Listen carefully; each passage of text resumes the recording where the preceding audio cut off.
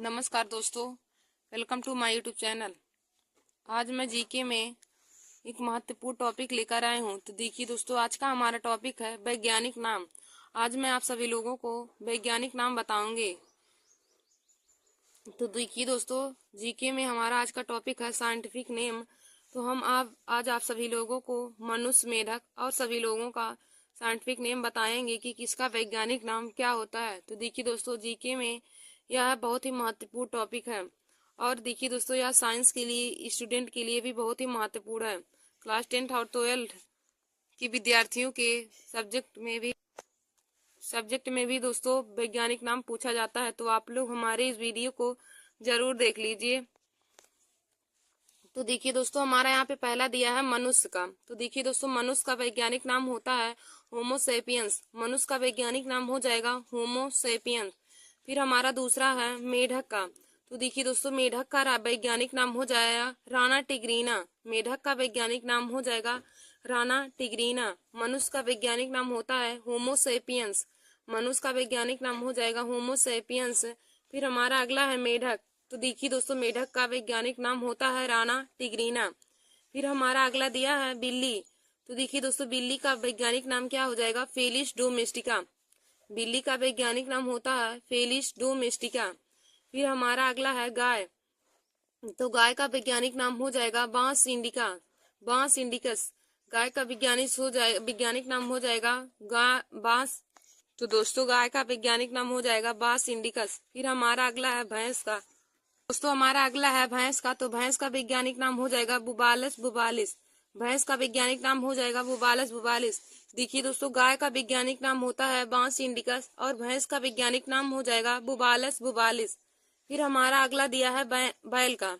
फिर हमारा अगला है बैल का। तो दोस्तों, बैल का वैज्ञानिक नाम हो जाएगा बांस।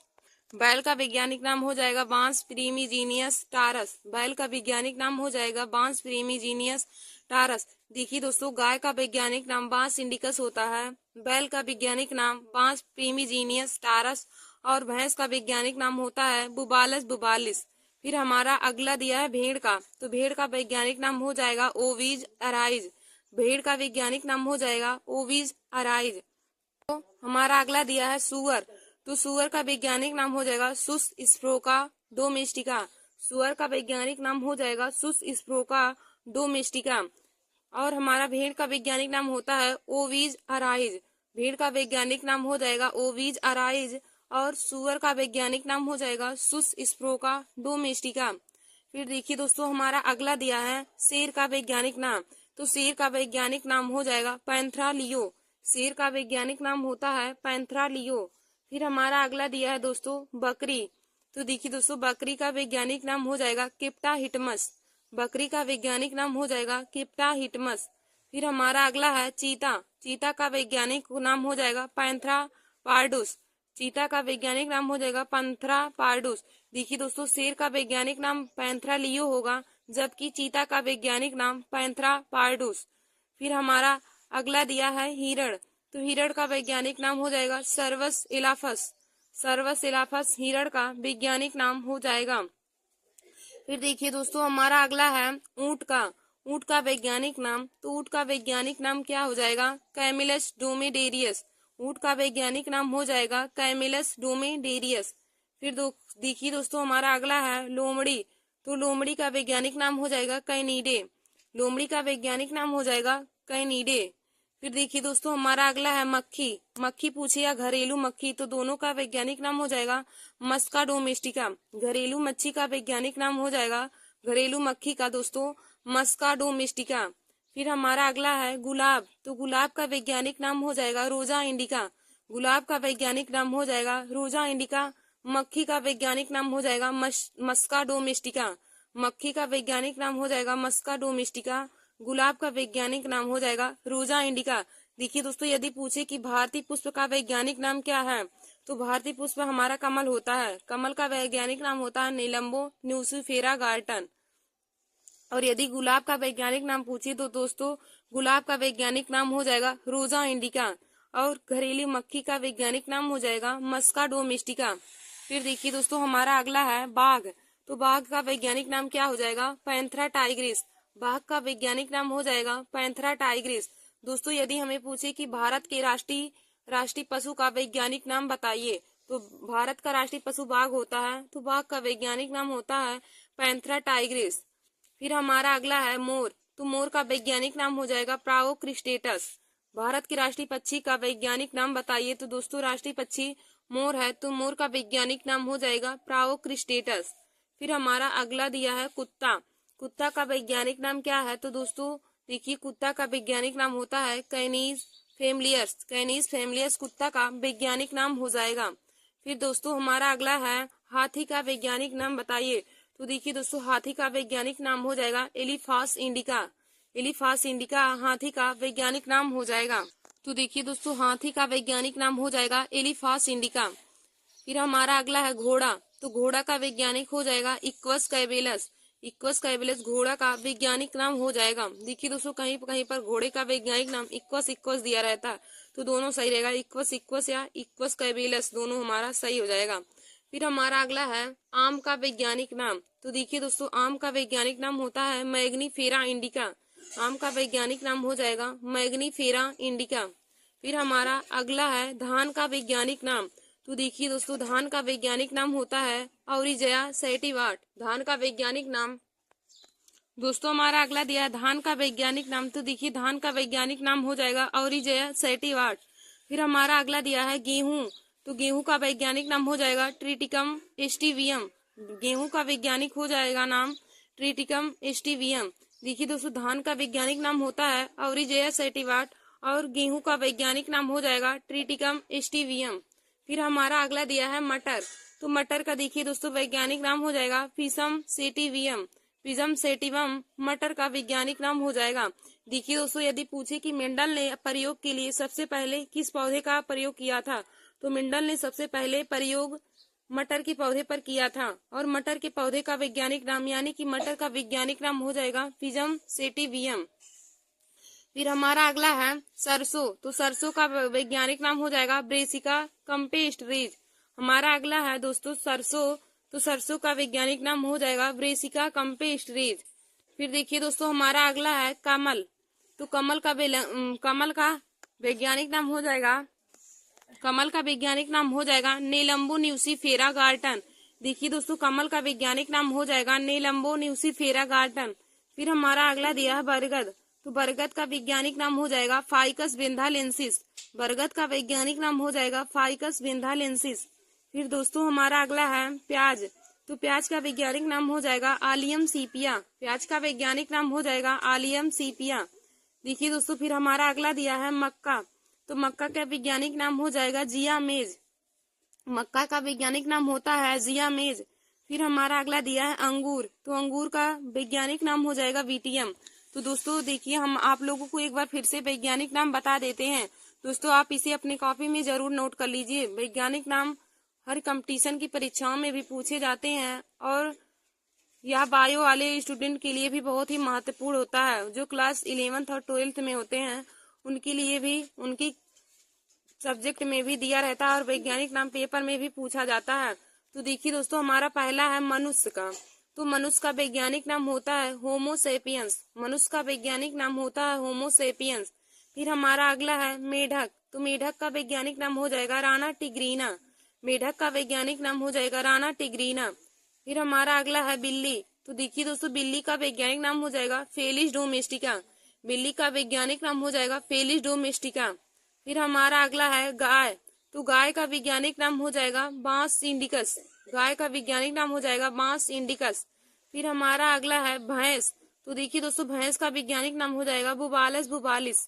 भैंस का वैज्ञानिक नाम हो जाएगा बुबालस बुबालिस। फिर हमारा अगला है बैल का, तो देखिए दोस्तों बैल का वैज्ञानिक नाम हो जाएगा बांस प्रीमिजीनियस टारस। बैल का वैज्ञानिक नाम हो जाएगा बांस प्रीमिजीनियस टारस।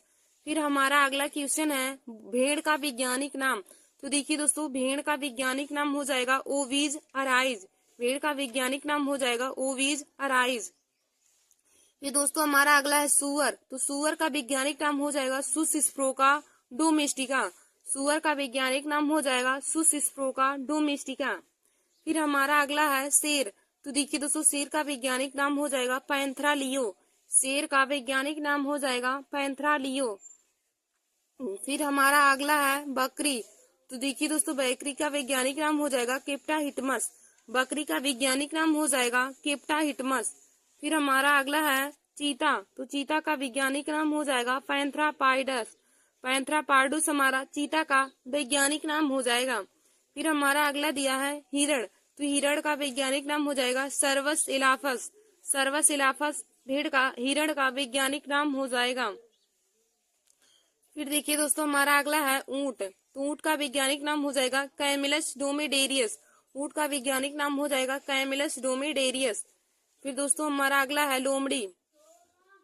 अगला हमारा लोमड़ी है। तो लोमड़ी का वैज्ञानिक नाम हो जाएगा कैनीडे। लोमड़ी का वैज्ञानिक नाम हो जाएगा कैनीडे। फिर हमारा अगला है घरेलू मक्खी। तो देखिए दोस्तों, घरेलू मक्खी का वैज्ञानिक नाम होता है मस्का डोमेस्टिका। घरेलू मक्खी का वैज्ञानिक नाम हो जाएगा मस्का डोमेस्टिका। फिर हमारा अगला है गुलाब। तो गुलाब का वैज्ञानिक नाम हो जाएगा रोजा इंडिका। गुलाब का वैज्ञानिक नाम हो जाएगा रोजा इंडिका। फिर देखिए दोस्तों, हमारा अगला है बाघ। तो बाघ का वैज्ञानिक नाम हो जाएगा पैंथरा टाइग्रिस। बाघ का वैज्ञानिक नाम हो जाएगा पैंथरा टाइग्रिस। फिर हमारा अगला है मोर। तो मोर का वैज्ञानिक नाम हो जाएगा प्राओक्रिस्टेटस। मोर का वैज्ञानिक नाम होता है प्राओक्रिस्टेटस। फिर देखिए दोस्तों, हमारा अगला दिया है कुत्ता। तो कुत्ता का वैज्ञानिक नाम हो जाएगा कैनिस फेमिलियर्स। कुत्ता का वैज्ञानिक नाम हो जाएगा कैनिस फेमिलियर्स। फिर दोस्तों हमारा अगला है हाथी। तो हाथी का वैज्ञानिक नाम हो जाएगा एलिफास इंडिका। हाथी का वैज्ञानिक नाम हो जाएगा एलिफास इंडिका। फिर हमारा अगला क्वेश्चन है घोड़ा। तो घोड़ा का वैज्ञानिक नाम हो जाएगा इक्वस कैवेलस। घोड़ा का वैज्ञानिक नाम हो जाएगा इक्वस कैवेलस।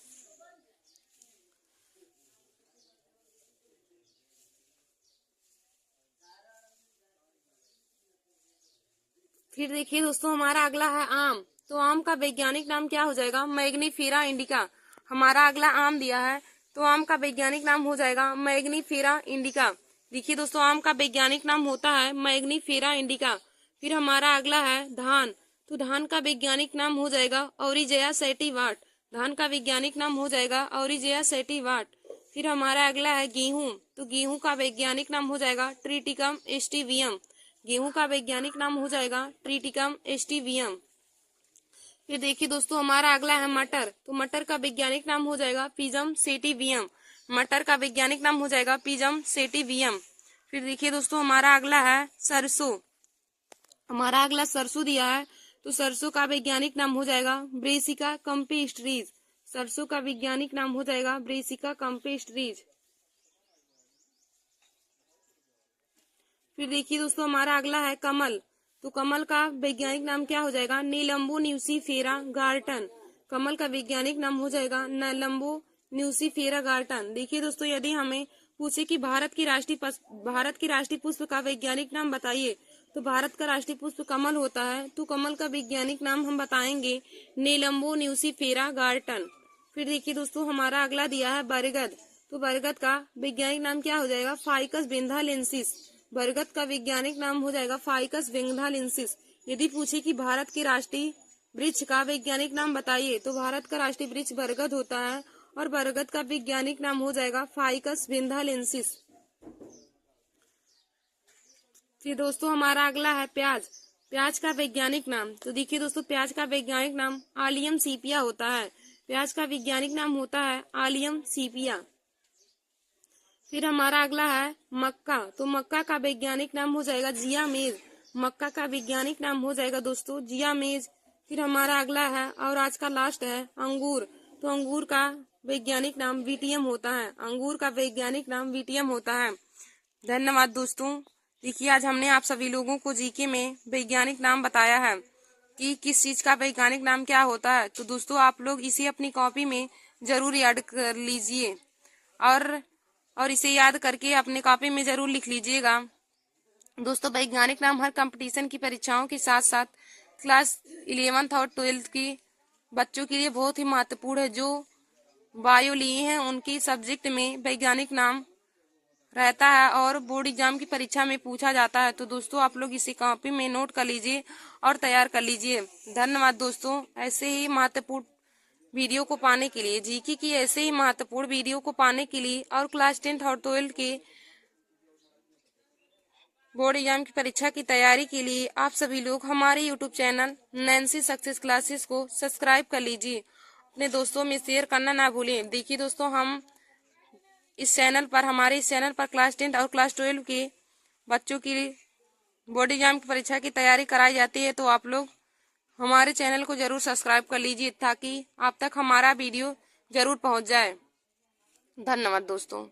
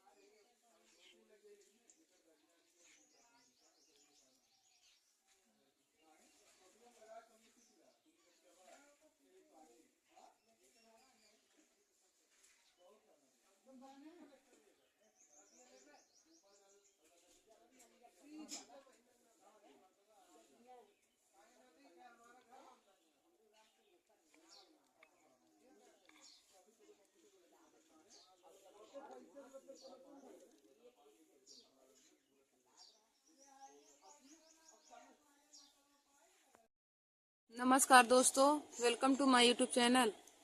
आज मैं आप सभी लोगों को जीके में महत्वपूर्ण टॉपिक बताऊंगी। तो आज का हमारा टॉपिक है उत्तर प्रदेश के बारे में। देखिए दोस्तों, आज मैं आप सभी लोगों को उत्तर प्रदेश के बारे में पूर्ण जानकारी बताऊंगी। तो आज का हमारा यह वीडियो है उत्तर प्रदेश के बारे में। तो आप लोग हमारे इस वीडियो को जरूर देख लीजिए और अपने दोस्तों में भी शेयर कर लीजिए। तो देखिए दोस्तों, हमारा जैसे पहला क्वेश्चन दिया है कि उत्तर प्रदेश का राजकीय फूल क्या है। उत्तर प्रदेश का राजकीय फूल क्या है। तो देखिए दोस्तों, उत्तर प्रदेश का राजकीय फूल पलास है। तो इसका राइट आंसर हो जाएगा पलास। उत्तर प्रदेश का राजकीय फूल क्या है। तो उत्तर प्रदेश का राजकीय फूल पलास है। फिर हमारा अगला क्वेश्चन है कि उत्तर प्रदेश का राजकीय पेड़ का नाम क्या है। देखिए दोस्तों, यदि हमें यहाँ पे उत्तर प्रदेश का राजकीय फूल ना दे करके भारत का राष्ट्रीय फूल पूछता तो भारत का राष्ट्रीय फूल कमल हो जाता। तो भारत का राष्ट्रीय फूल कमल हो जाता। तो देखिए दोस्तों, यदि भारत का राष्ट्रीय फूल पूछता या फिर राष्ट्रीय पुष्प तो हम लोग बताते कमल। यहाँ हमारा पूछा है कि उत्तर प्रदेश का राजकीय फूल, तो उत्तर प्रदेश का राजकीय फूल पलाश हो जाएगा। फिर हमारा अगला क्वेश्चन दूसरा दिया है कि उत्तर प्रदेश का राजकीय पेड़ का क्या नाम है। उत्तर प्रदेश के राजकीय पेड़ का क्या नाम है या उत्तर प्रदेश का राजकीय वृक्ष क्या है। तो देखिए दोस्तों, उत्तर प्रदेश का राजकीय वृक्ष अशोक का पेड़ है। उत्तर प्रदेश का राजकीय वृक्ष अशोक का वृक्ष है। यदि यहाँ पे भारत का राष्ट्रीय वृक्ष पूछता तो दोस्तों भारत का राजकीय वृक्ष बरगद हो जाता। फिर हमारा अगला क्वेश्चन है कि उत्तर प्रदेश दिवस कब मनाया जाता है। उत्तर प्रदेश दिवस कब मनाया जाता है।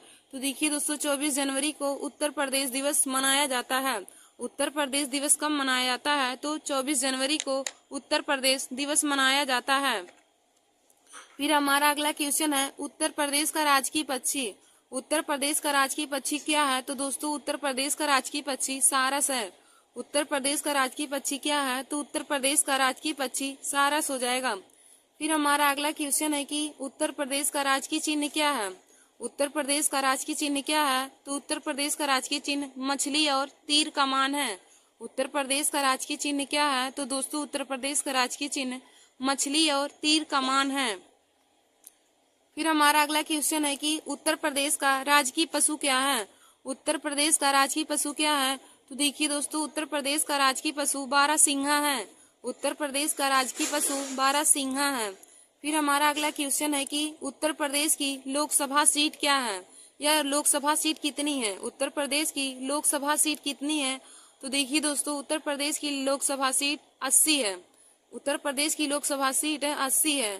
फिर हमारा अगला है कि उत्तर प्रदेश की राज्यसभा सीट कितनी है। उत्तर प्रदेश की राज्यसभा सीट कितनी है, तो राज्यसभा सीट 31 है। फिर हमारा अगला है उत्तर प्रदेश की विधानसभा सीट कितनी है, तो देखिए दोस्तों उत्तर प्रदेश की विधानसभा सीट 403 है। देखिए दोस्तों उत्तर प्रदेश की लोकसभा सीट 80 और उत्तर प्रदेश की राज्यसभा सीट 31 और उत्तर प्रदेश की विधानसभा सीट 403 है। लोकसभा सीट 80 है, राज्यसभा सीट 31 और विधानसभा सीट 403 है। फिर हमारा अगला क्वेश्चन है कि उत्तर प्रदेश का राजकीय खेल क्या है। उत्तर प्रदेश का राजकीय खेल क्या है, तो दोस्तों उत्तर प्रदेश का राजकीय खेल हॉकी है। उत्तर प्रदेश का राजकीय खेल क्या है, तो उत्तर प्रदेश का राजकीय खेल हॉकी है। फिर हमारा अगला क्वेश्चन है कि उत्तर प्रदेश की राजकीय भाषा क्या है। उत्तर प्रदेश की राजकीय भाषा क्या है, तो दोस्तों उत्तर प्रदेश की राजकीय भाषा हिंदी है। देखिए दोस्तों हिंदी कोई मातृभाषा नहीं है, हिंदी हमारी मातृभाषा है, लेकिन यह राष्ट्रीय नहीं है, यह राजकीय भाषा है। तो उत्तर प्रदेश की राजकीय भाषा हिंदी हो जाएगा। देखिए दोस्तों हिंदी भाषा वह देवनागरी लिपि से लिया गया है। हिंदी भाषा देवनागरी लिपि से लिया गया है। फिर हमारा अगला क्वेश्चन है कि उत्तर प्रदेश के पहले मुख्यमंत्री कौन थे। उत्तर प्रदेश के पहले मुख्यमंत्री कौन थे, यानी कि पुरुष में, तो दोस्तों उत्तर प्रदेश के पहले मुख्यमंत्री पुरुष में गोविंद वल्लभ पंत थे। उत्तर प्रदेश के पहले मुख्यमंत्री पुरुष में तो गोविंद वल्लभ पंत थे। यदि भारत की प्रथम महिला मुख्यमंत्री पूछी जाती, यदि भारत की प्रथम महिला मुख्यमंत्री पूछी जाए, तो दोस्तों भारत की प्रथम महिला मुख्यमंत्री सुचेता कृपलानी थी। भारत की प्रथम महिला मुख्यमंत्री सुचेता कृपलानी थी। और दोस्तों सुचेता कृपलानी भारत की प्रथम महिला मुख्यमंत्री थी। फिर हमारा अगला क्वेश्चन है कि फिर देखिए दोस्तों हमारा अगला क्वेश्चन है कि उत्तर प्रदेश की राजकीय मिठाई क्या है। तो उत्तर प्रदेश की राजकीय मिठाई जलेबी है। उत्तर प्रदेश की राजकीय मिठाई क्या है, तो उत्तर प्रदेश की राजकीय मिठाई जलेबी है। देखिए दोस्तों यदि भारत की राष्ट्रीय मिठाई पूछता तब भी भारत की राष्ट्रीय मिठाई जलेबी है, यानी कि उत्तर प्रदेश एवं भारत दोनों की राजकीय एवं राष्ट्रीय मिठाई जलेबी है। फिर हमारा अगला क्वेश्चन है कि उत्तर प्रदेश का राजकीय फल क्या है। उत्तर प्रदेश का राजकीय फल क्या है, तो देखिए दोस्तों उत्तर प्रदेश का राजकीय फल आम है। उत्तर प्रदेश का राजकीय फल क्या है, तो उत्तर प्रदेश का राजकीय फल आम है। देखिए दोस्तों आम भारत का राष्ट्रीय फल भी है। यदि भारत का राष्ट्रीय फल पूछे तब भी भारत का राष्ट्रीय फल आम है और उत्तर प्रदेश का भी राजकीय फल आम है। फिर हमारा अगला क्वेश्चन है कि उत्तर प्रदेश की सबसे लंबी नदी का क्या नाम है, या उत्तर प्रदेश की सबसे लंबी नदी कौन सी है। तो देखिए दोस्तों उत्तर प्रदेश की सबसे लंबी नदी गंगा नदी है। उत्तर प्रदेश की सबसे लंबी नदी गंगा नदी है और गंगा नदी वाराणसी में स्थित है। वाराणसी जिसका पहले नाम बनारस, यानी कि वर्तमान में बनारस है। तो उत्तर प्रदेश की सबसे लंबी नदी का नाम गंगा नदी है। देखिए दोस्तों कभी कभी जीके में यह भी क्वेश्चन पूछता है कि गंगा नदी कहाँ पे स्थित है, तो वाराणसी में गंगा नदी स्थित है। यह पूछ लेगा कि वाराणसी में स्थित कौन सी नदी है, तो वाराणसी गंगा नदी के किनारे स्थित है। तो उत्तर प्रदेश की सबसे लंबी नदी गंगा नदी हो जाएगा। फिर हमारा अगला क्वेश्चन है कि उत्तर प्रदेश की सबसे छोटी नदी का नाम क्या है। उत्तर प्रदेश की सबसे छोटी नदी का नाम क्या है, या उत्तर प्रदेश की सबसे छोटी नदी क्या है। तो दोस्तों उत्तर प्रदेश की सबसे छोटी नदी तवा नदी है। उत्तर प्रदेश की सबसे छोटी नदी तवा नदी है और सबसे लंबी नदी गंगा नदी है। फिर हमारा अगला क्वेश्चन है कि उत्तर प्रदेश का राजकीय नदी क्या है। उत्तर प्रदेश की राजकीय नदी क्या है, तो दोस्तों उत्तर प्रदेश की राजकीय नदी गंगा नदी को माना गया है। उत्तर प्रदेश की सबसे लंबी नदी पूछे या फिर उत्तर प्रदेश की राजकीय नदी पूछे तो दोनों का आंसर गंगा नदी हो जाएगा। फिर हमारा अगला क्वेश्चन है कि नवाबों का शहर किसे कहा जाता है। नवाबों का शहर किसे कहा जाता है, तो देखिए दोस्तों नवाबों का शहर लखनऊ को कहा जाता है। नवाबों का शहर लखनऊ को कहा जाता है और लखनऊ उत्तर प्रदेश की राजधानी है। उत्तर प्रदेश की राजधानी लखनऊ है और जिसे मतलब यानी कि लखनऊ को ही नवाबों का शहर कहा जाता है। फिर हमारा अगला क्वेश्चन है कि उत्तर प्रदेश राज्य का विभाजन कब हुआ। उत्तर प्रदेश राज्य का विभाजन कब हुआ, तो देखिए दोस्तों, उत्तर प्रदेश राज्य का विभाजन 9 नवंबर सन 2000 को हुआ था। उत्तर प्रदेश राज्य का विभाजन 9 नवंबर सन 2000 को हुआ था। फिर हमारा अगला क्वेश्चन है कि उत्तर प्रदेश की सबसे बड़ी नहर का क्या नाम है, या उत्तर प्रदेश की सबसे बड़ी नहर कौन है। तो दोस्तों, उत्तर प्रदेश की सबसे बड़ी नहर शारदा नहर है। उत्तर प्रदेश की सबसे बड़ी नहर शारदा नहर है। फिर हमारा अगला क्वेश्चन है कि उत्तर प्रदेश की सबसे पुरानी नहर कौन है। उत्तर प्रदेश की सबसे पुरानी नहर कौन है। तो दोस्तों, उत्तर प्रदेश की पुरानी नहर पूर्वी यमुना नहर है। उत्तर प्रदेश की सबसे पुरानी नहर को पूर्वी यमुना नहर के नाम से जाना जाता है। फिर हमारा अगला क्वेश्चन है कि उत्तर प्रदेश का सबसे बड़ा शहर कौन है। उत्तर प्रदेश का सबसे बड़ा शहर कौन है। तो दोस्तों, उत्तर प्रदेश का सबसे बड़ा शहर लखनऊ है। उत्तर प्रदेश का सबसे बड़ा शहर लखनऊ है। देखिए दोस्तों, लखनऊ पर 3 क्वेश्चन बनते हैं। यदि पूछे कि उत्तर प्रदेश राज्य की राजधानी क्या है, तब भी आप लोग लखनऊ को बताएंगे।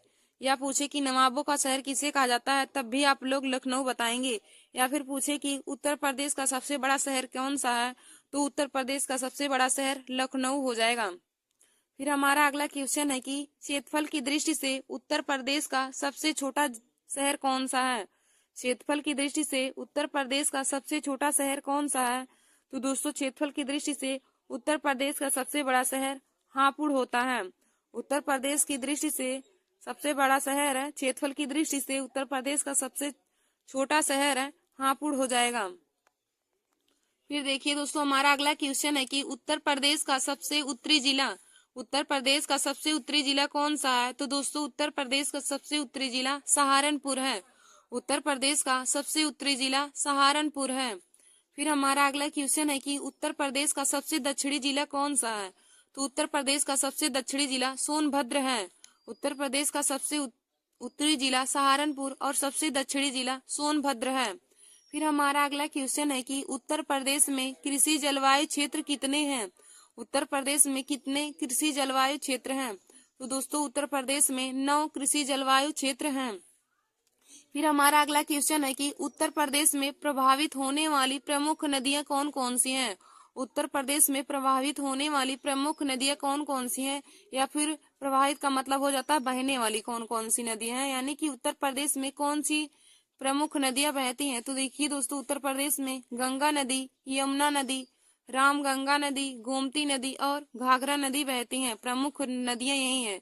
उत्तर प्रदेश की प्रमुख नदियां गंगा नदी, यमुना नदी, रामगंगा नदी, गोमती नदी और घाघरा नदी हैं। फिर हमारा अगला क्वेश्चन है कि मध्य प्रदेश से 3 तरफ से घिरा हुआ उत्तर प्रदेश का एकमात्र जिला कौन सा है। मध्य प्रदेश से 3 तरफ से घिरा हुआ उत्तर प्रदेश का एकमात्र जिला कौन है। तो दोस्तों, एकमात्र जिला ललितपुर है। ललितपुर एक ऐसा जिला है उत्तर प्रदेश का जो तीनों तरफ से मध्य प्रदेश से घिरा हुआ है। उत्तर प्रदेश का एकमात्र जिला ललितपुर ऐसा है जो मध्य प्रदेश से 3 तरफ से घिरा हुआ है। फिर हमारा अगला क्वेश्चन है कि सर्वाधिक विधानसभा सीट वाला जिला कौन सा है। उत्तर प्रदेश का सर्वाधिक विधानसभा सीट वाला जिला कौन सा है। तो देखिए दोस्तों, उत्तर प्रदेश का सर्वाधिक या विधानसभा सीट वाला जिला प्रयागराज है। और प्रयागराज में विधानसभा की कितनी सीट होती है। तो प्रयागराज में विधानसभा की 12 सीट होती हैं। तो क्वेश्चन पूछे कि उत्तर प्रदेश का सर्वाधिक विधानसभा सीट वाला जिला कौन सा है, तो आप लोग बताएंगे कि प्रयागराज उत्तर प्रदेश का सर्वाधिक विधानसभा सीट वाला जिला है। फिर हमारा अगला क्वेश्चन है कि सबसे कम विधानसभा सीट वाला जिला कौन सा है। उत्तर प्रदेश का सबसे कम विधानसभा सीट वाला जिला कौन कौन सा है। तो दोस्तों, सबसे कम विधानसभा सीट वाला उत्तर प्रदेश का जिला श्रावस्ती है, महोबा है, चित्रकूट है। श्रावस्ती, महोबा और चित्रकूट, और तीनों जगह विधानसभा की 2-2 सीट होती हैं। तीनों जगह विधानसभा की 2-2 सीट हैं। तो दोस्तों, यदि पूछे कि उत्तर प्रदेश का सर्वाधिक विधानसभा सीट वाला जिला, तो प्रयागराज हो जाएगा। उत्तर प्रदेश का सर्वाधिक विधानसभा सीट वाला जिला प्रयागराज हो जाएगा। और प्रयागराज में विधानसभा की 12 सीट होती हैं। और पूछे कि उत्तर प्रदेश का सबसे कम विधानसभा सीट वाला जिला, तो सबसे कम विधानसभा सीट वाला जिला हो जाएगा श्रावस्ती, महोबा और चित्रकूट। यहाँ पर 2-2 विधानसभा की सीट होती हैं। फिर हमारा अगला क्वेश्चन है कि उत्तर प्रदेश का पहला केंद्रीय कारागार कौन है, कहाँ है। उत्तर प्रदेश का पहला केंद्रीय कारागार कहाँ पे है? तो दोस्तों उत्तर प्रदेश का पहला केंद्रीय कारागार बरेली में है। देखिए दोस्तों उत्तर प्रदेश का पहला केंद्रीय कारागार बरेली है। और देखिए दोस्तों बरेली बर्फी के लिए प्रसिद्ध होती है, यानी कि बरेली की बर्फी होती है, तो बरेली की बर्फी एक मूवी बनी है। तो दोस्तों फिर हमारा अगला क्वेश्चन है कि उत्तर प्रदेश में राष्ट्रपति का शासन कितनी बार होता है? उत्तर प्रदेश राज्य में राष्ट्रपति का शासन कितनी बार होता है? तो देखिए दोस्तों उत्तर प्रदेश राज्य में राष्ट्रपति का शासन 10 बार होता है। उत्तर प्रदेश राज्य में राष्ट्रपति का शासन 10 बार होता है। फिर हमारा अगला क्वेश्चन है कि क्षेत्रफल की दृष्टि से उत्तर प्रदेश का भारत में कौन सा स्थान है? क्षेत्रफल की दृष्टि से उत्तर प्रदेश का भारत में कौन सा स्थान है? तो दोस्तों क्षेत्रफल की दृष्टि से उत्तर प्रदेश का भारत में स्थान 7वां है। फिर हमारा अगला क्वेश्चन है कि क्षेत्रफल की दृष्टि से उत्तर प्रदेश का सबसे छोटा जिला। क्षेत्रफल की दृष्टि से उत्तर प्रदेश का सबसे छोटा जिला, तो दोस्तों क्षेत्रफल की दृष्टि से उत्तर प्रदेश का सबसे छोटा जिला हापुड़ जिला है। क्षेत्रफल की दृष्टि से उत्तर प्रदेश का सबसे छोटा जिला हापुड़ जिला है और यह 660 वर्ग किलोमीटर है। क्षेत्रफल की दृष्टि से सबसे छोटा जिला हापुड़ जिला है और यह 660 वर्ग किलोमीटर में है। फिर हमारा अगला क्वेश्चन है कि क्षेत्रफल की दृष्टि से उत्तर प्रदेश का सबसे बड़ा जिला। क्षेत्रफल की दृष्टि से उत्तर प्रदेश का सबसे बड़ा जिला, तो दोस्तों क्षेत्रफल की दृष्टि से उत्तर प्रदेश का सबसे बड़ा जिला लखीमपुर खीरी है। क्षेत्रफल की दृष्टि से उत्तर प्रदेश का सबसे बड़ा जिला लखीमपुर खीरी है और क्षेत्रफल की दृष्टि से उत्तर प्रदेश का सबसे छोटा जिला हापुड़ है।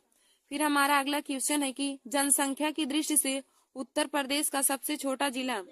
जनसंख्या की दृष्टि से उत्तर प्रदेश का सबसे छोटा जिला, तो दोस्तों जनसंख्या की दृष्टि से उत्तर प्रदेश का सबसे छोटा जिला शामली है। देखिए दोस्तों यदि पूछे कि क्षेत्रफल की दृष्टि से उत्तर प्रदेश का सबसे बड़ा जिला कौन सा है, तो लखीमपुर खीरी हो जाएगा। फिर हमारा अगला क्वेश्चन है कि जनसंख्या की दृष्टि से उत्तर प्रदेश का सबसे छोटा जिला। जनसंख्या की दृष्टि से उत्तर प्रदेश का सबसे छोटा जिला तो शामली हो जाएगा। फिर हमारा अगला है कि जनसंख्या की दृष्टि से उत्तर प्रदेश का सबसे बड़ा जिला, तो जनसंख्या की दृष्टि से उत्तर प्रदेश का सबसे बड़ा जिला प्रयागराज हो जाएगा। देखिए दोस्तों यह 4 क्वेश्चन बहुत ही महत्वपूर्ण है जो हमारा क्षेत्रफल की दृष्टि से और जनसंख्या की दृष्टि से पूछता है। तो यदि पूछे कि क्षेत्रफल की दृष्टि से उत्तर प्रदेश का सबसे छोटा जिला, तो क्षेत्रफल की दृष्टि से उत्तर प्रदेश का सबसे छोटा जिला हापुड़ जिला हो जाएगा जो 660 वर्ग किलोमीटर में है। फिर यदि पूछे कि क्षेत्रफल की दृष्टि से उत्तर प्रदेश का सबसे बड़ा जिला, तो सबसे बड़ा जिला क्षेत्रफल की दृष्टि से उत्तर प्रदेश का लखीमपुर खीरी हो जाएगा। फिर हमारा अगला है कि जनसंख्या की दृष्टि से उत्तर प्रदेश का सबसे छोटा जिला, तो दोस्तों जनसंख्या की दृष्टि से उत्तर प्रदेश का सबसे छोटा जिला शामली हो जाएगा। फिर हमारा अगला क्वेश्चन है कि जनसंख्या की दृष्टि से उत्तर प्रदेश का सबसे बड़ा जिला, तो जनसंख्या की दृष्टि से उत्तर प्रदेश का सबसे बड़ा जिला प्रयागराज हो जाएगा। और दोस्तों प्रयागराज इलाहाबाद में स्थित है। फिर देखिए दोस्तों हमारा अगला क्वेश्चन है कि उत्तर प्रदेश का पूर्व नाम क्या था। उत्तर प्रदेश का पूर्व नाम क्या था, तो उत्तर प्रदेश का पूर्व नाम संयुक्त प्रांत था। उत्तर प्रदेश का पूर्व नाम संयुक्त प्रांत था। फिर हमारा अगला क्वेश्चन है कि उत्तर प्रदेश राज्य का पुनर्गठन कब हुआ। उत्तर प्रदेश राज्य का पुनर्गठन कब हुआ, तो उत्तर प्रदेश राज्य का पुनर्गठन 1 नवंबर 1956 ईस्वी को हुआ था।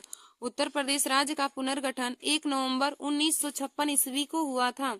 फिर हमारा अगला क्वेश्चन है कि उत्तर प्रदेश की साक्षरता परसेंट कितनी है।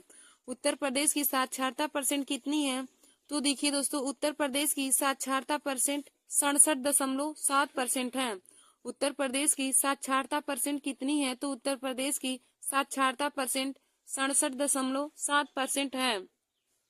फिर हमारा अगला क्वेश्चन है कि उत्तर प्रदेश में उर्दू को देखिए दोस्तों हमारा अगला क्वेश्चन है कि उत्तर प्रदेश में उर्दू को द्वितीय राजभाषा कब घोषित किया गया।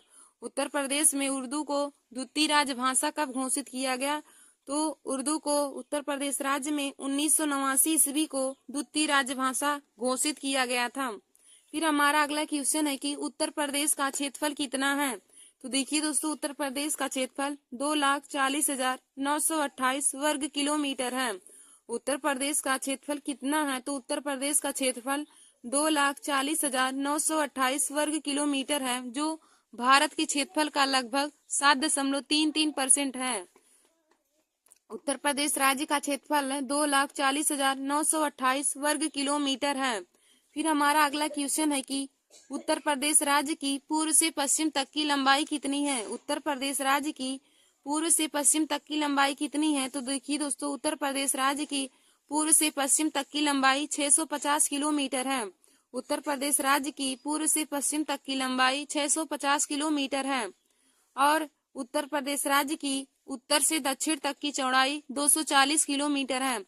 यदि कहे कि उत्तर प्रदेश की पूर्व से पश्चिम तक की लंबाई, तो पूर्व से पश्चिम तक की लंबाई 650 किलोमीटर है और उत्तर से दक्षिण तक की चौड़ाई 240 किलोमीटर है। फिर हमारा अगला क्वेश्चन है कि उत्तर प्रदेश से सटे राज्यों की संख्या कितनी है। तो देखिए दोस्तों, उत्तर प्रदेश से सटे राज्यों की संख्या 9 है। उत्तर प्रदेश से सटे राज्यों की संख्या 9 है, जिसमें 8 राज्य हैं और एक संघ राज्य क्षेत्र है।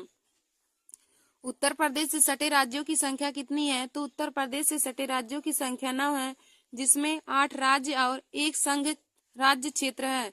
फिर हमारा अगला क्वेश्चन है कि सोनभद्र से सटे राज्यों की संख्या कितनी है।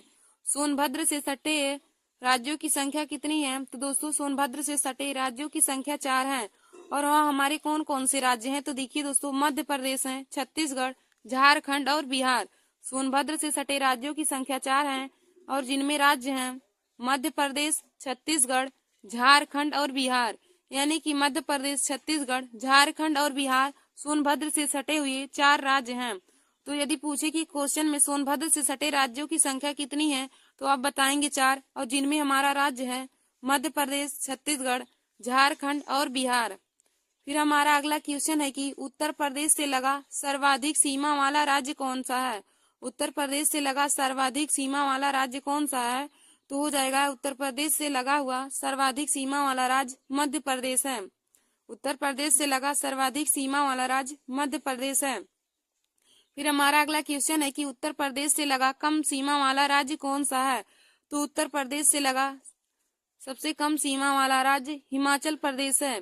देखिए दोस्तों, यदि पूछे कि उत्तर प्रदेश से लगा सर्वाधिक सीमा वाला राज्य कौन सा है, तो उत्तर प्रदेश से लगा सर्वाधिक सीमा वाला राज्य मध्य प्रदेश है और उत्तर प्रदेश से लगा सबसे कम सीमा वाला राज्य तो हिमाचल प्रदेश हो जाएगा। फिर हमारा अगला क्वेश्चन है कि उत्तर प्रदेश का सबसे पूर्वी जिला कौन सा है। तो देखिए दोस्तों, उत्तर प्रदेश का सबसे पूर्वी जिला बलिया है और उत्तर प्रदेश का सबसे पश्चिमी जिला, तो सबसे पश्चिमी जिला शामली हो जाएगा। देखिए दोस्तों, उत्तर प्रदेश का सबसे पूर्वी जिला बलिया और उत्तर प्रदेश का सबसे पश्चिमी जिला बलिया है, शामली है। उत्तर प्रदेश का पूर्वी जिला बलिया और पश्चिमी जिला शामली है। सबसे पूर्वी जिला बलिया और सबसे पश्चिमी जिला शामली हो जाएगा। और पूछे कि सबसे उत्तरी जिला, तो सबसे उत्तरी जिला सहारनपुर हो जाएगा और सबसे दक्षिणी जिला सोनभद्र हो जाएगा। तो देखिए दोस्तों, उत्तर प्रदेश का सबसे पूर्वी जिला बलिया, सबसे पश्चिमी जिला शामली और सबसे उत्तरी जिला सहारनपुर और सबसे दक्षिणी जिला सोनभद्र है। तो दोस्तों, आज मैंने आप सभी लोगों को जीके में उत्तर प्रदेश के बारे में सब चीज़ों को बता दिया है। धन्यवाद दोस्तों। ऐसे ही हमारे वीडियो को देखने के लिए आप सभी लोग हमारे YouTube channel Nancy success classes को सब्सक्राइब कर लीजिए।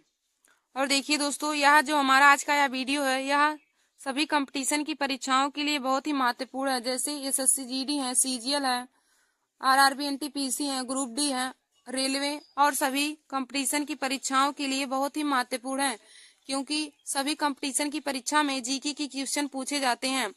तो दोस्तों, जीके के ऐसे ही टॉपिक को पाने के लिए और क्वेश्चन को पाने के लिए आप सब लोग हमारे यूट्यूब चैनल को सब्सक्राइब कर लीजिए। धन्यवाद दोस्तों।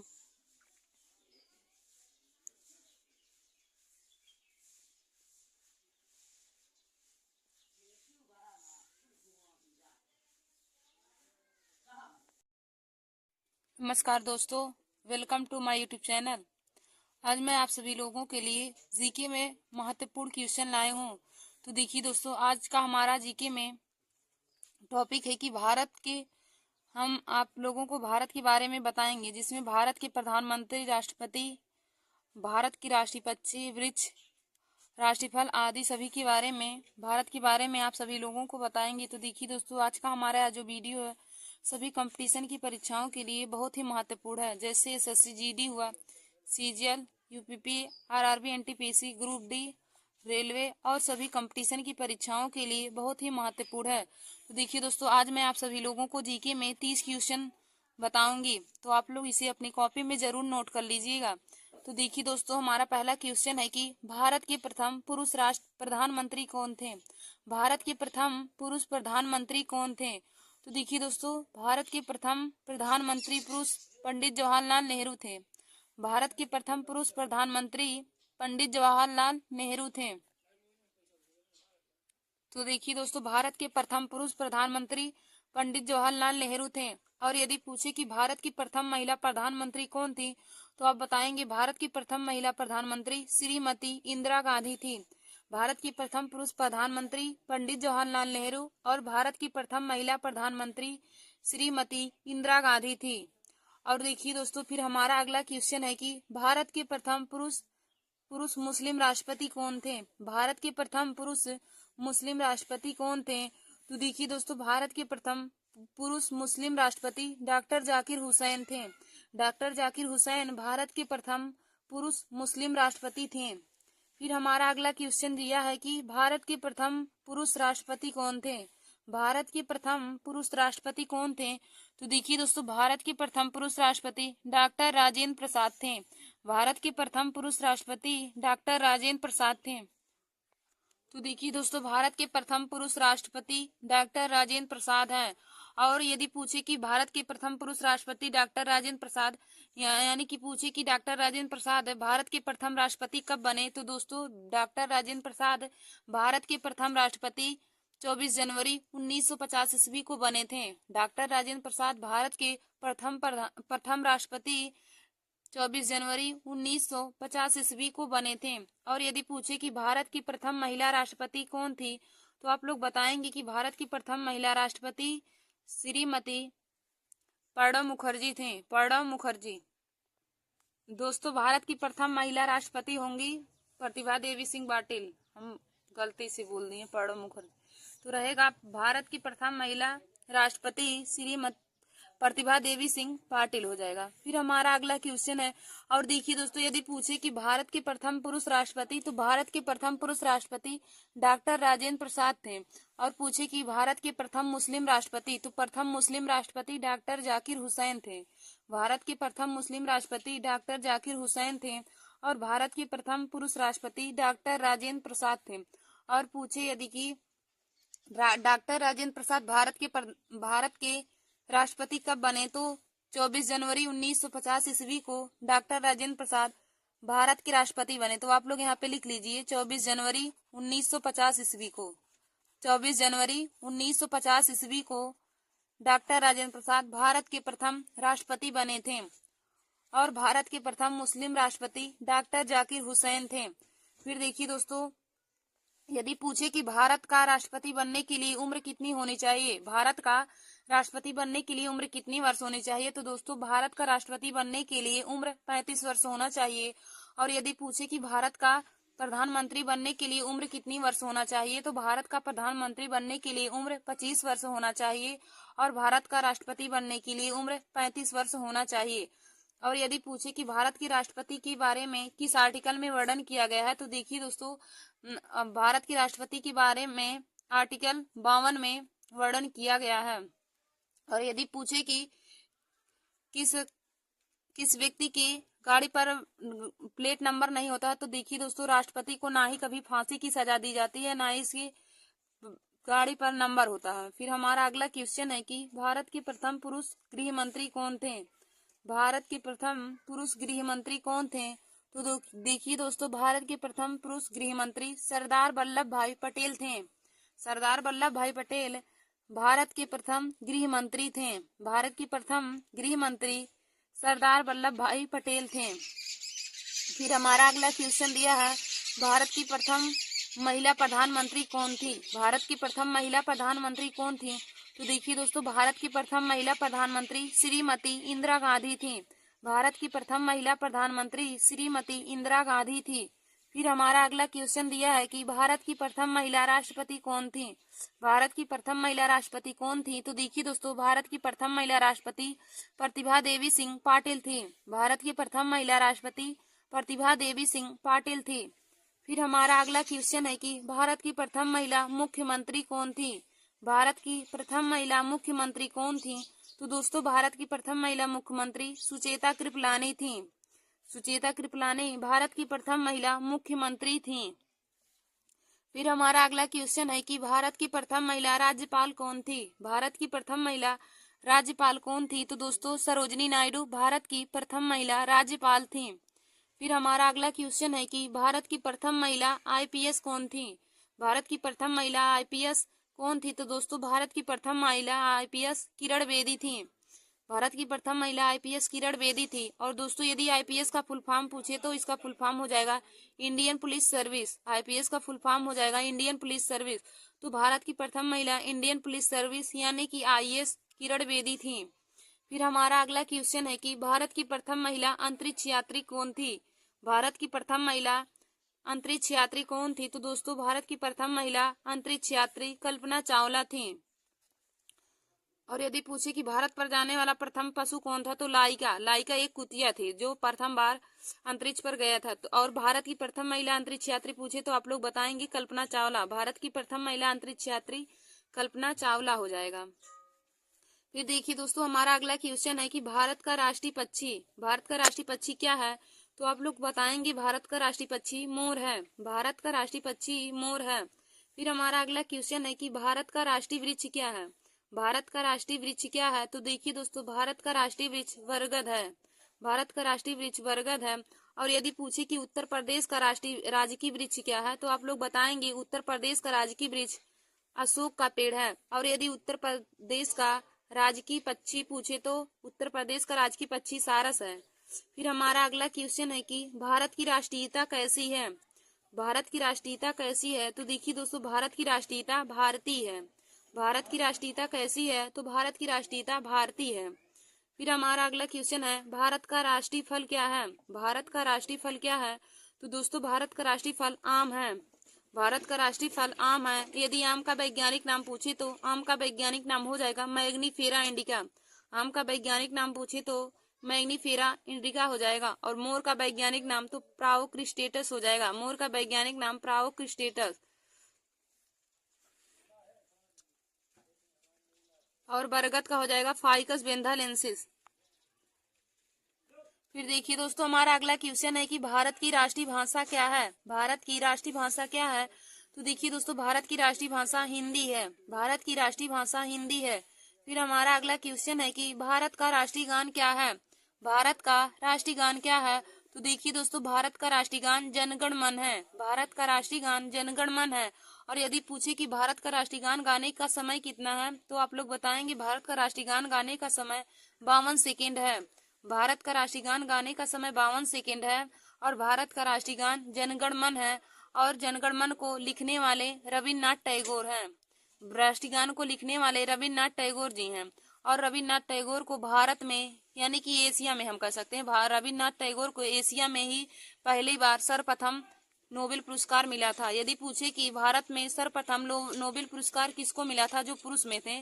तो देखिए दोस्तों भारत में प्रथम पुरुष जो थे जिन्हें नोबेल पुरस्कार मिला था वह रविन्द्रनाथ टैगोर जी थे। रविन्द्रनाथ टैगोर भारत के ऐसे व्यक्ति थे जिन्हें सर्वप्रथम बार नोबेल पुरस्कार मिला था।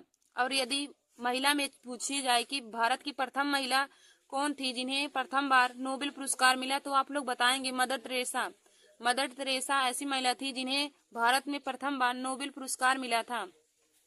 तो देखिए दोस्तों हमारा क्वेश्चन क्या कहा था कि भारत का राष्ट्रीय गान क्या है। तो बताएंगे भारत का राष्ट्रीय गान जनगण मन है जिसे गाने का समय 52 सेकेंड है। और जिसके रचनाकार यानी कि जिसको लिखे हैं रविन्द्रनाथ टैगोर।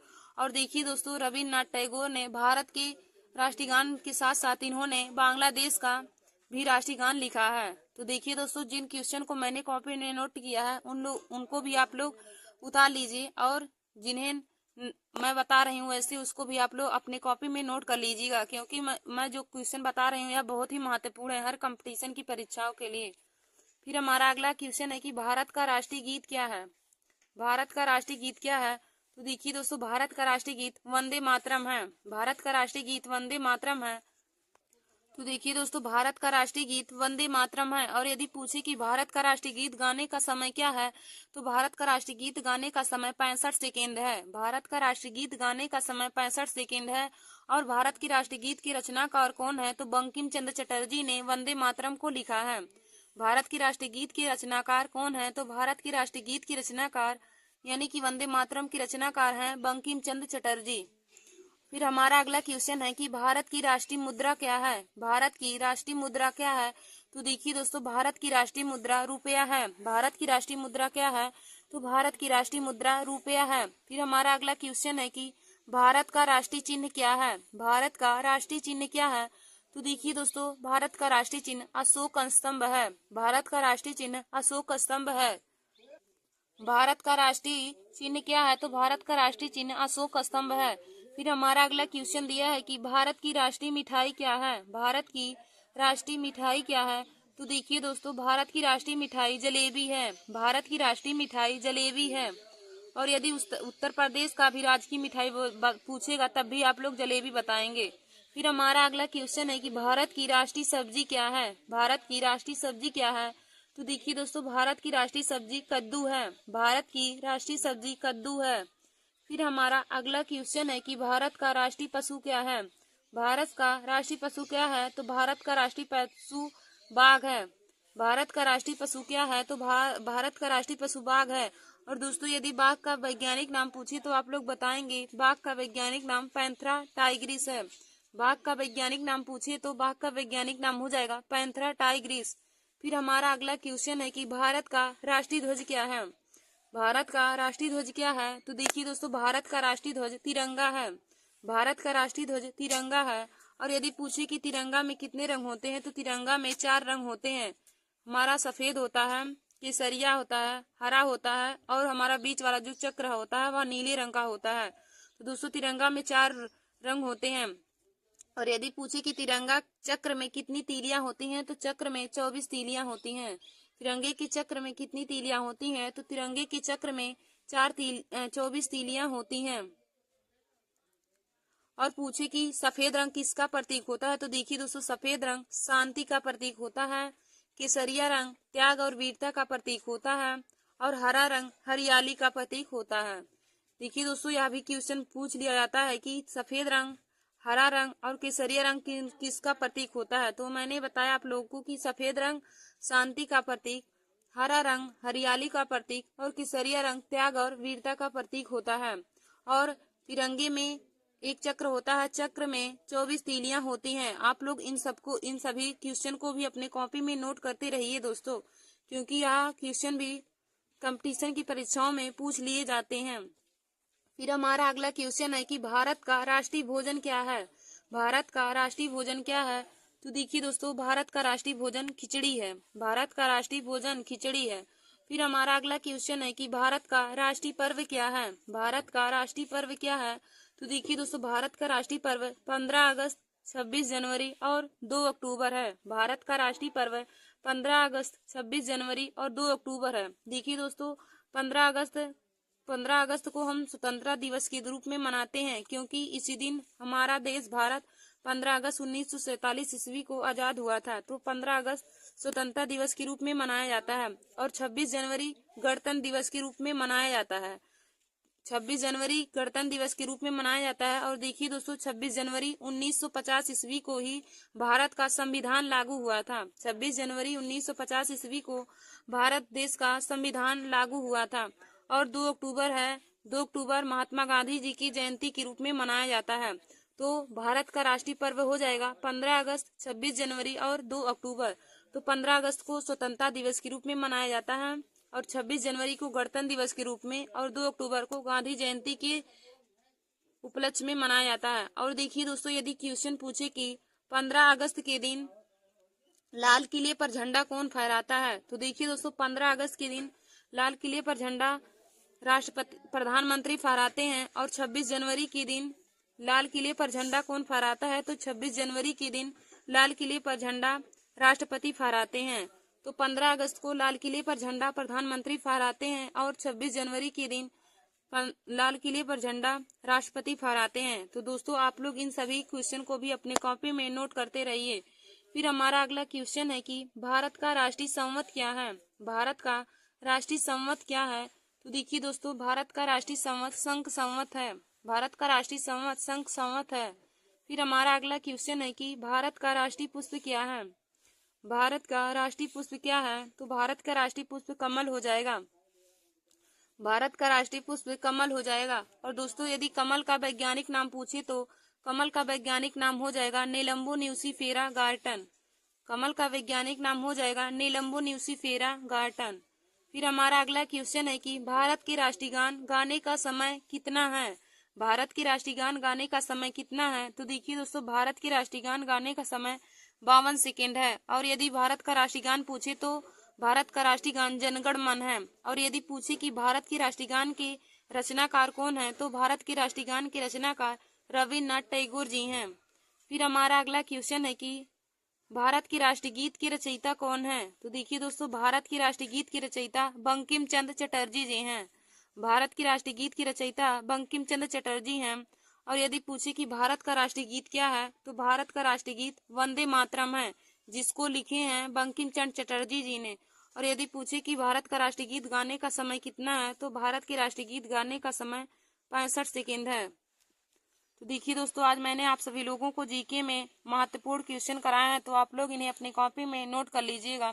धन्यवाद दोस्तों। नमस्कार दोस्तों, welcome to my YouTube channel. आज मैं आप लोगों को जीके में मोस्ट इम्पोर्टेंट टॉपिक बताएंगे। तो आज का हमारा टॉपिक है संविधान सभा, यानी कि कॉन्स्टिट्यूएंट असेंबली।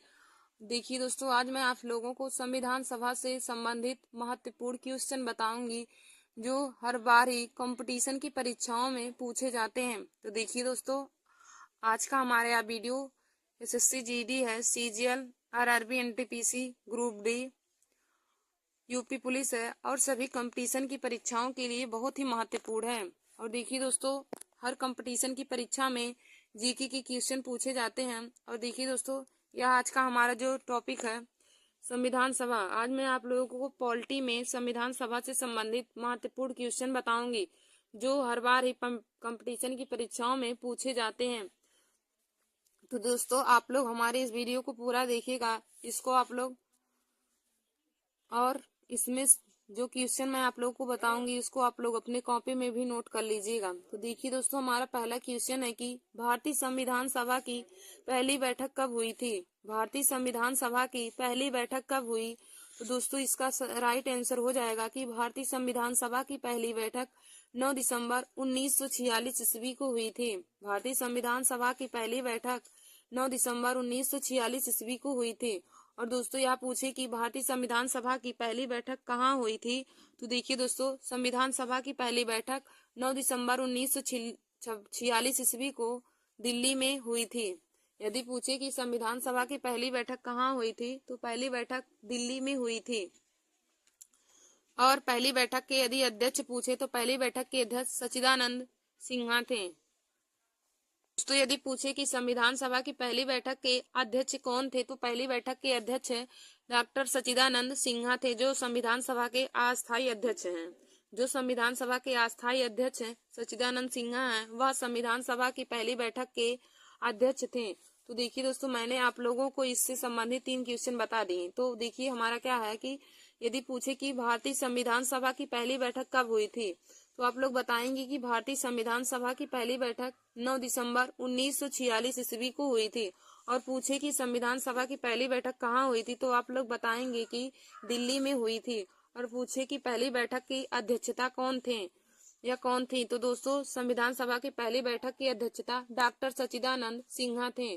संविधान सभा के पहली बैठक की अध्यक्षता डॉक्टर सच्चिदानंद सिन्हा थे।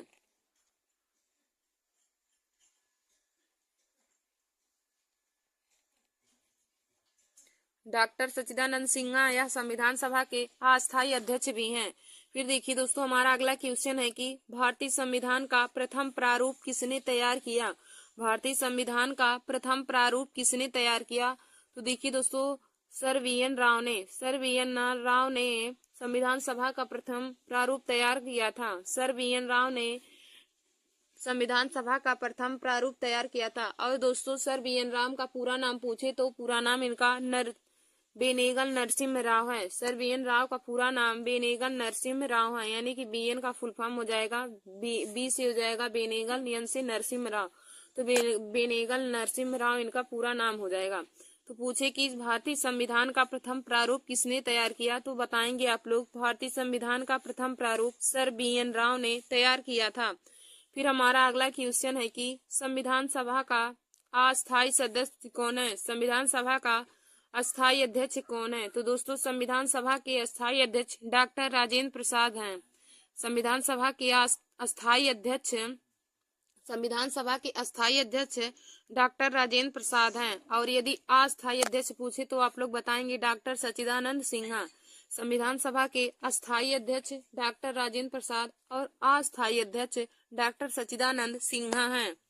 देखिए दोस्तों, इन दोनों क्वेश्चनों में बहुत ही कंफ्यूजन रहता है कि संविधान सभा के अस्थायी अध्यक्ष और संविधान सभा के अस्थायी अध्यक्ष कौन है। तो देखिए दोस्तों, संविधान सभा के अस्थायी अध्यक्ष पूछे तो आप लोग बताएंगे संविधान सभा के अस्थायी अध्यक्ष डॉक्टर राजेंद्र प्रसाद हैं। और यदि अस्थायी अध्यक्ष पूछे तो आप लोग बताएंगे संविधान सभा के अस्थायी अध्यक्ष डॉक्टर सच्चिदानंद सिन्हा हैं।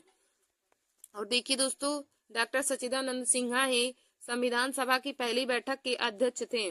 और संविधान सभा की पहली बैठक 9 दिसंबर 1946 ईस्वी को हुई है थी। और कहाँ हुई थी, तो दिल्ली में हुई थी।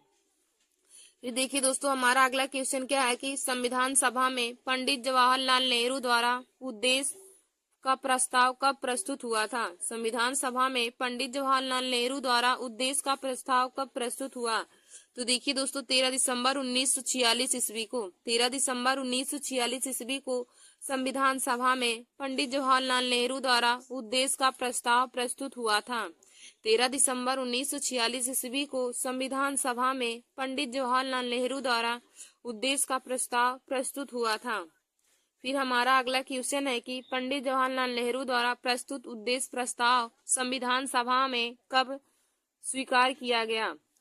पंडित जवाहरलाल नेहरू द्वारा प्रस्तुत उद्देश्य प्रस्ताव को संविधान सभा में कब स्वीकार किया गया, तो देखिए दोस्तों संविधान सभा ने इसे 22 जनवरी 1947 ईस्वी को स्वीकार किया था। देखिए दोस्तों, यह दो क्वेश्चन और दोनों ही कंफ्यूजन वाला है। यदि पूछे कि संविधान सभा में पंडित जवाहरलाल नेहरू द्वारा उद्देश्य का प्रस्ताव कब प्रस्तुत किया था, यानी कि पंडित जवाहरलाल नेहरू ने उद्देश्य का प्रस्ताव कब प्रस्तुत किया था, संविधान सभा में कब प्रस्तुत किया था, तो उन्होंने 13 दिसंबर 1946 ईस्वी को प्रस्तुत किया था। और यदि पूछे कि पंडित जवाहरलाल नेहरू द्वारा प्रस्तुत प्रस्ताव को संविधान सभा ने कब स्वीकार किया या कब अपनाया, तो देखिए दोस्तों संविधान सभा ने उनके द्वारा प्रस्तुत प्रस्ताव को 22 जनवरी 1947 ईस्वी को अपनाया था। 22 जनवरी 1947 ईस्वी को अपनाया था। फिर दोस्तों हमारा अगला क्वेश्चन है कि भारतीय संविधान निर्माण काल में कुल कितने अधिवेशन थे।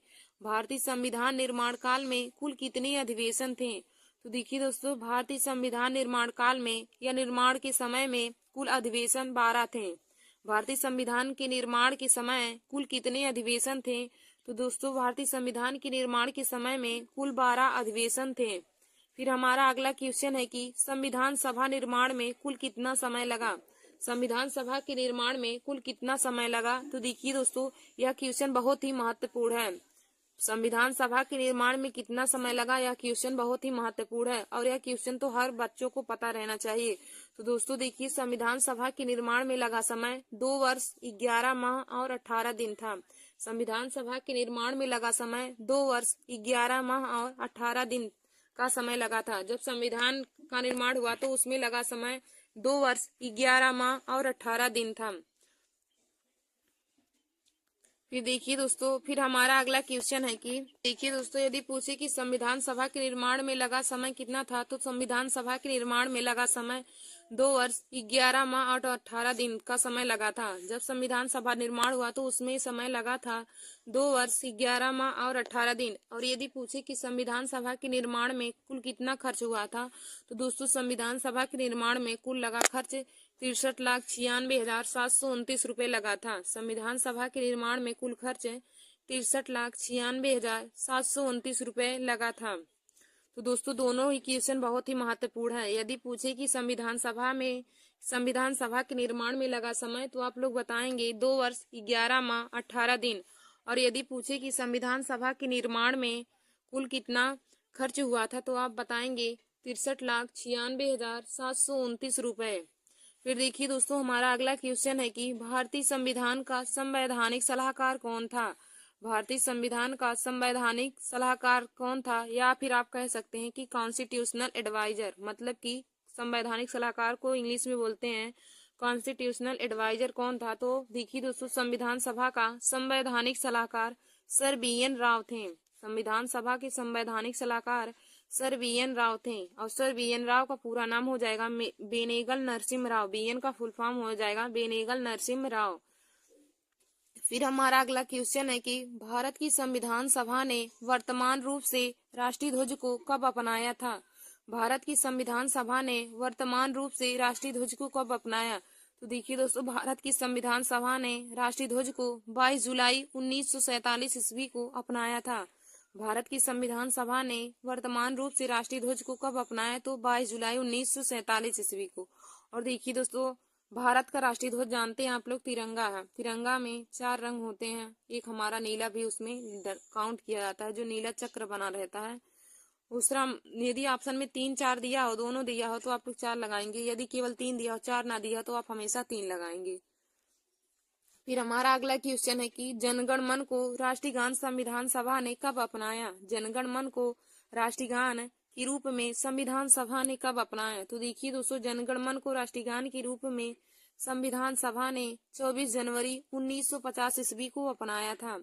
जनगण मन के रूप में राष्ट्रीय गान को संविधान सभा ने 24 जनवरी 1950 ईस्वी को अपनाया था। और देखिए दोस्तों, यदि क्वेश्चन पूछे कि भारत का राष्ट्रीय गान क्या है, तो आप लोग बताएंगे कि भारत का राष्ट्रीय गान जनगण मन है। भारत का राष्ट्रीय गान पूछे तो देखिए दोस्तों, यदि भारत का राष्ट्रीय गान पूछे तो आप लोग बताएंगे कि भारत का राष्ट्रीय गान जनगण मन है। और यदि पूछे कि भारत के राष्ट्रीय गान जनगण मन के लेखक कौन है, यानी कि इसको लिखे कौन है, तो दोस्तों भारत के राष्ट्रीय गान यानी कि जनगण मन को लिखने वाले रविन्द्रनाथ टैगोर जी हैं। और यदि पूछे कि भारत की राष्ट्रीय गान गाने का समय कितना है, तो आप लोग बताएंगे भारत की राष्ट्रीय गान गाने का समय 52 सेकेंड है। तो दोस्तों, मैंने इससे संबंधित 3 4 क्वेश्चन और आप लोग को बता दिए हैं। यदि पूछे कि जनगण मन को राष्ट्रीय गान संविधान सभा ने कब अपनाया, तो देखिए दोस्तों, जनगण मन को राष्ट्रीय गान के रूप में संविधान सभा ने 24 जनवरी 1950 ईस्वी को अपनाया था। भारत की संविधान सभा ने राष्ट्रीय गान के रूप में जनगण मन को 24 जनवरी 1950 ईस्वी को अपनाया। और यदि पूछे कि भारत का राष्ट्रीय गान गाने का समय कितना है, तो दोस्तों भारत का राष्ट्रीय गान गाने का समय 52 सेकेंड है। और पूछे कि भारत का राष्ट्रीय गान क्या है, तो आप लोग बताएंगे भारत का राष्ट्रीय गान जनगण मन है। और पूछे कि भारत का राष्ट्रीय गान की रचनाकार कौन है, तो भारत के राष्ट्रीय गान की रचनाकार रविन्द्रनाथ टैगोर जी हैं। और देखिए दोस्तों, रविन्द्रनाथ टैगोर जी भारत की राष्ट्रीय गान के साथ साथ बांग्लादेश का भी राष्ट्रीय गान इन्होंने लिखा है। और यदि कभी क्वेश्चन में पूछे कि रविन्द्रनाथ टैगोर भारत के राष्ट्रीय गान के साथ साथ और किस देश के राष्ट्रीय गान की रचना किए हैं, तो यह बांग्लादेश के राष्ट्रीय गान की रचना किए हैं। फिर हमारा आगे क्वेश्चन हो जाएगा कि अशोक स्तंभ को राष्ट्रीय चिन्ह संविधान सभा ने कब अपनाया। देखिए दोस्तों, हमारा अगला क्वेश्चन है कि अशोक स्तंभ को राष्ट्रीय चिन्ह संविधान सभा ने कब अपनाया। अशोक स्तंभ को राष्ट्रीय चिन्ह के रूप में संविधान सभा ने कब अपनाया था। तो दोस्तों, राष्ट्रीय चिन्ह के रूप में अशोक स्तंभ को 26 जनवरी 1950 ईस्वी को अपनाया था। संविधान सभा ने राष्ट्रीय चिन्ह के रूप में अशोक स्तंभ को 26 जनवरी 1950 ईस्वी को अपनाया था। और देखिए दोस्तों, यदि पूछे कि भारत का राष्ट्रीय चिन्ह क्या है, तो आप लोग बताएंगे भारत का राष्ट्रीय चिन्ह अशोक स्तंभ है। भारत का राष्ट्रीय चिन्ह क्या है, तो आप बताएंगे भारत का राष्ट्रीय चिन्ह अशोक स्तंभ है। और पूछे भारत का राष्ट्रीय गान क्या है, तो जनगण मन है। और देखिए दोस्तों, 26 जनवरी 1950 ईस्वी को हमारा संविधान, भारत देश का संविधान, यदि आप पूछे कि भारत देश का संविधान पूर्ण रूप से लागू कब हुआ, भारत का संविधान पूर्ण रूप से लागू कब हुआ, तो देखिए दोस्तों, भारत का संविधान पूर्ण रूप से लागू 26 जनवरी 1950 ईस्वी को हुआ था। भारत का संविधान पूर्ण रूप से लागू 26 जनवरी 1950 ईस्वी को हुआ था। और पूछे कि भारत का संविधान पूर्ण रूप से बनकर कब तैयार हुआ, तो दोस्तों भारत का संविधान पूर्ण रूप से बनकर तैयार 26 नवंबर 1949 ईस्वी को हो गया था। भारत का संविधान पूर्ण रूप से बनकर तैयार 26 नवंबर 1949 ईस्वी को हुआ था। तो दोस्तों जो मैं क्वेश्चन आप लोग को कॉपी में नोट नहीं की हूँ, बता रही हूँ, तो उसको भी आप लोग कॉपी में नोट कर लीजिएगा। यह दोनों ही क्वेश्चन बहुत ही महत्वपूर्ण है कि भारत का संविधान पूर्ण रूप से बनकर कब तैयार हुआ था। तो भारत का संविधान पूर्ण रूप से बनकर तैयार हुआ 26 नवंबर 1949 ईस्वी को। और भारत का संविधान पूर्ण रूप से लागू कब हुआ? तो दोस्तों भारत का संविधान पूर्ण रूप से लागू 26 जनवरी 1950 ईस्वी को हुआ था। और इसी दिन ही अशोक स्तंभ को भारत के राष्ट्रीय चिन्ह के रूप में अपनाया गया था। और यदि पूछे कि जनगण मन को कब अपनाया गया, तो जनगण मन को राष्ट्रीय गान के रूप में 24 जनवरी 1950 ईस्वी को अपनाया गया। और देखिए दोस्तों 24 जनवरी 1950 ईस्वी को ही डॉक्टर राजेंद्र प्रसाद भारत के प्रथम राष्ट्रपति के रूप में चुने गए थे। 24 जनवरी 1950 ईस्वी को एक राष्ट्रीय गान को जनगण मन के रूप में जनगण मन को अपनाया गया था। और डॉक्टर राजेंद्र प्रसाद को भारत के प्रथम राष्ट्रपति के रूप में भी अपनाया गया था। तो दोस्तों जो मैं क्वेश्चन को बता रही हूँ, आप लोग इन सभी क्वेश्चनों को भी अपने कॉपी में नोट कर लीजिएगा, क्योंकि यह भी हर बार ही कंपटीशन की परीक्षाओं में पूछे जाते हैं। फिर देखिए दोस्तों हमारा अगला क्वेश्चन क्या कहा है कि संविधान सभा की पहली बैठक की अध्यक्षता कौन थी? संविधान सभा की पहली बैठक की अध्यक्षता कौन थी या फिर कौन थे? तो दोस्तों संविधान सभा की पहली बैठक की अध्यक्षता डॉक्टर सच्चिदानंद सिन्हा थे। संविधान सभा की पहली बैठक की अध्यक्षता डॉक्टर सच्चिदानंद सिन्हा थी। और जो यह संविधान सभा के अस्थायी अध्यक्ष भी हैं। यदि पूछे कि संविधान सभा के अस्थायी अध्यक्ष कौन है, तो आप लोग बताएंगे डॉक्टर सच्चिदानंद सिन्हा। और अस्थायी अध्यक्ष पूछे तो डॉक्टर राजेंद्र प्रसाद अस्थायी अध्यक्ष हैं। और अस्थायी अध्यक्ष संविधान सभा के तो डॉक्टर सच्चिदानंद सिन्हा हैं। फिर देखिए दोस्तों हमारा अगला क्वेश्चन है कि भारतीय संविधान कब स्वीकार किया गया? यह भारतीय संविधान स्वीकार कब किया या भारतीय संविधान पूर्ण रूप से बनकर कब तैयार हुआ था? तो देखिए दोस्तों 26 नवंबर 1949 ईस्वी को भारतीय संविधान पूर्ण रूप से बनकर तैयार हुआ था। फिर हमारा अगला क्वेश्चन है कि भारतीय संविधान पूर्णतः कब लागू हुआ? भारतीय संविधान पूर्णतः कब लागू हुआ?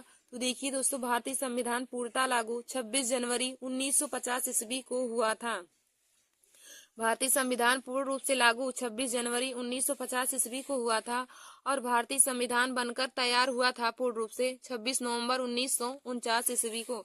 तो दोस्तों यह दोनों क्वेश्चन ही बहुत ही महत्वपूर्ण है। फिर हमारा अगला क्वेश्चन है कि डॉक्टर राजेंद्र प्रसाद अस्थायी सदस्य कब चुने गए? डॉक्टर राजेंद्र प्रसाद संविधान सभा के अस्थायी अध्यक्ष कब चुने गए? तो देखिए दोस्तों 11 दिसंबर 1946 ईस्वी को 11 दिसंबर 1946 ईस्वी को डॉक्टर राजेंद्र प्रसाद संविधान सभा के अस्थायी अध्यक्ष चुने गए। ये 11 दिसंबर को संविधान सभा की दूसरी बैठक हुई थी और पहली बैठक 9 दिसंबर 1946 ईस्वी को हुई थी और जिसके अस्थायी अध्यक्ष सच्चिदानंद सिन्हा थे। और देखिए दोस्तों संविधान सभा की दूसरी बैठक यदि पूछे तो संविधान सभा की दूसरी बैठक 11 दिसंबर 1946 ईस्वी को हुई थी और यह भी दिल्ली में हुई थी। और पूछे कि डॉक्टर राजेंद्र प्रसाद अस्थायी सदस्य कब चुने गए तो 11 दिसंबर 1946 ईस्वी को ही डॉक्टर राजेंद्र प्रसाद अस्थायी सदस्य चुने गए। और यदि पूछे कि डॉक्टर राजेंद्र प्रसाद भारत के प्रथम राष्ट्रपति कब चुने गए तो दोस्तों 24 जनवरी 1950 ईस्वी को 24 जनवरी 1950 ईस्वी को डॉक्टर राजेंद्र प्रसाद भारत के प्रथम राष्ट्रपति के रूप में चुने गए थे। फिर हमारा अगला क्वेश्चन है कि भारत का संविधान कितनी भाषाओं में लिखा गया है? भारत का संविधान तो देखिए दोस्तों भारत का संविधान कितनी भाषाओं में लिखा गया है तो इसका आंसर हो जाएगा भारत का संविधान 2 भाषाओं में लिखा गया है, हिंदी और अंग्रेजी में। भारत का संविधान 2 भाषाओं में लिखा गया है, हिंदी और अंग्रेजी में। फिर हमारा अगला क्वेश्चन है कि संविधान सभा की सलाहकार समिति के अध्यक्ष कौन थे? संविधान सभा की सलाहकार समिति के अध्यक्ष कौन थे? देखिए दोस्तों संविधान सभा की सलाहकार समिति के अध्यक्ष सरदार वल्लभ भाई पटेल थे। संविधान सभा की सलाहकार समिति के अध्यक्ष कौन थे? तो दोस्तों संविधान सभा की सलाहकार समिति के अध्यक्ष सरदार वल्लभ भाई पटेल थे। फिर हमारा अगला क्वेश्चन है कि संविधान सभा की झंडा समिति के अध्यक्ष कौन थे? संविधान सभा की झंडा समिति के अध्यक्ष कौन थे? तो दोस्तों इसका आंसर हो जाएगा कि संविधान सभा की झंडा समिति के अध्यक्ष डॉक्टर राजेंद्र प्रसाद थे। संविधान सभा की झंडा समिति के अध्यक्ष डॉक्टर राजेंद्र प्रसाद जी थे। फिर हमारा अगला क्वेश्चन है कि संविधान सभा ने भीमराव अंबेडकर जी को अंबेडकर की अध्यक्षता में संविधान सभा ने भीमराव अंबेडकर की अध्यक्षता में प्रारूप समिति का गठन कब किया था? संविधान सभा ने भीमराव अंबेडकर की अध्यक्षता में प्रारूप समिति का गठन कब किया? तो दोस्तों संविधान सभा ने भीमराव अंबेडकर की अध्यक्षता में प्रारूप समिति का गठन 29 अगस्त 1947 ईस्वी को किया था। 29 अगस्त 1947 ईस्वी को। फिर हमारा अगला क्वेश्चन है कि डॉक्टर भीमराव अंबेडकर का संविधान सभा में निर्वाचन किस प्रेसिडेंस में हुआ था? संविधान सभा का डॉक्टर भीमराव अंबेडकर का संविधान सभा में निर्वाचन भीमराव अंबेडकर का संविधान सभा में निर्वाचन किस प्रेसिडेंस में हुआ था? तो देखिए दोस्तों इनका निर्वाचन बम्बई प्रेसिडेंस में हुआ था। भीमराव अंबेडकर जी का संविधान सभा में निर्वाचन बम्बई प्रेसिडेंस में हुआ था। फिर हमारा अगला क्वेश्चन है कि भारतीय संविधान में मौलिक कर्तव्य किस देश के संविधान से लिए गए हैं? तो दोस्तों भारतीय संविधान में मौलिक कर्तव्य रूस के संविधान से लिया गया है। भारतीय संविधान में मौलिक कर्तव्य रूस के संविधान से लिया गया है। तो देखिए दोस्तों आज मैंने आप सभी लोगों को संविधान सभा यानी कि कॉन्स्टिट्यूएंट असेंबली से संबंधित महत्वपूर्ण क्वेश्चन आप लोगों को बता दिए हैं जो कंपटीशन की परीक्षाओं में पूछे जाते हैं। तो आप लोग इन सभी क्वेश्चन को अपने कॉपी में नोट कर लीजिए। देखिए दोस्तों पॉलिटी में संविधान से संबंधित क्वेश्चन हर बार ही हर कंपटीशन की परीक्षाओं में पूछे जाते हैं और इनके बारे में आप लोग को पता होना बहुत ही जरूरी है। और देखिए दोस्तों मैं एक वीडियो आप लोगों को आर्टिकल यानी कि अनुच्छेद पर भी बनाऊंगी, तो आप लोग हमारे इस वीडियो को देखने के लिए हमारे YouTube channel Nancy success classes को सब्सक्राइब कर लीजिए। धन्यवाद दोस्तों।